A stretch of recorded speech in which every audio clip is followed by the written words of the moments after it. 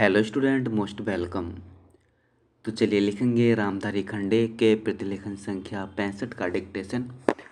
Dictation लिखने से पहले इसमें आने वाले कुछ हार्ड वर्ड और वाक्यांश की आउटलाइनों पर एक नज़र डालते हैं।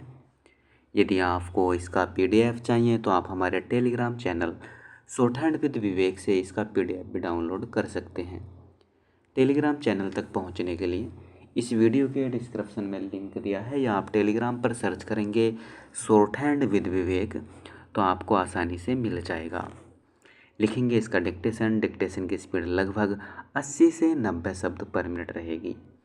तो चलिए डिक्टेशन स्टार्ट करते हैं 5 सेकंड बाद।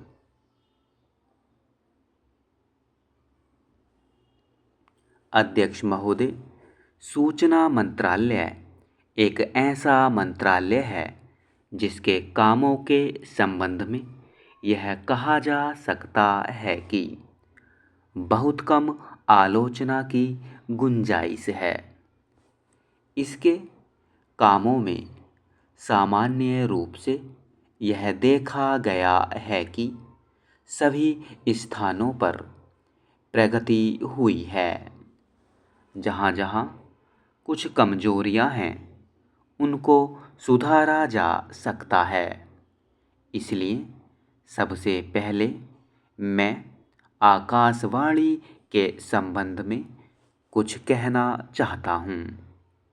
यह बात सच है कि आकाशवाणी ने परिस्थितियों के अनुकूल अपने को परिवर्तित किया है।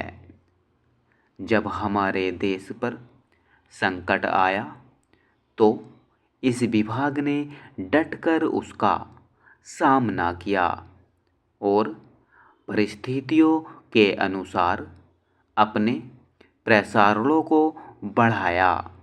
लेकिन मुझे दुख के साथ कहना पड़ता है कि इसकी भाषा नीति में अभी तक कोई परिवर्तन नहीं आ पाया है।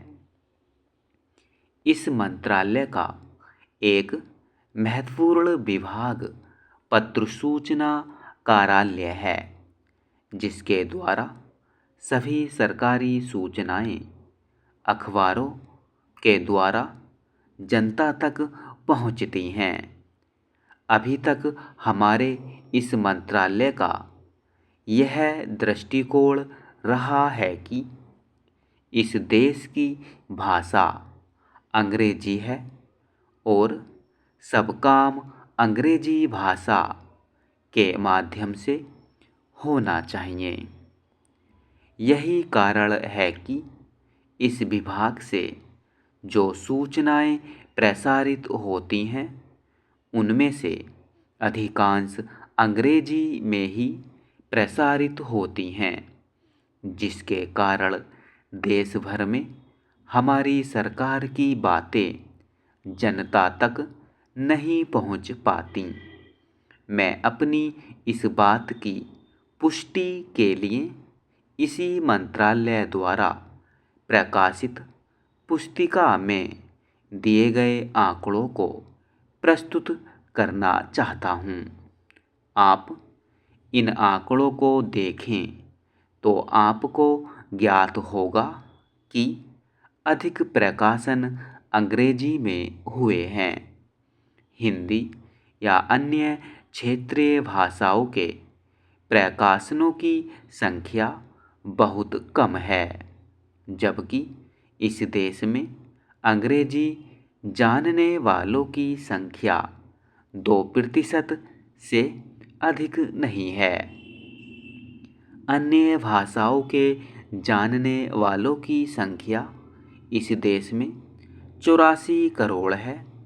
इस दृष्टि से आवश्यकता इस बात की है कि हम अपना सारा काम अपनी भाषाओं के माध्यम से करें।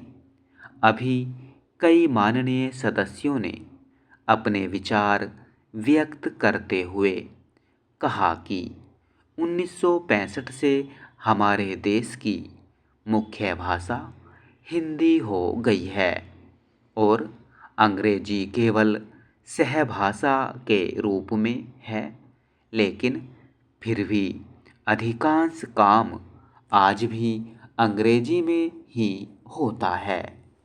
मैं चाहता हूँ कि आप ऐसे कदम उठाएं कि देश भर में हिंदी के माध्यम के द्वारा यह कार्य सुचारू रूप से चलने लगे।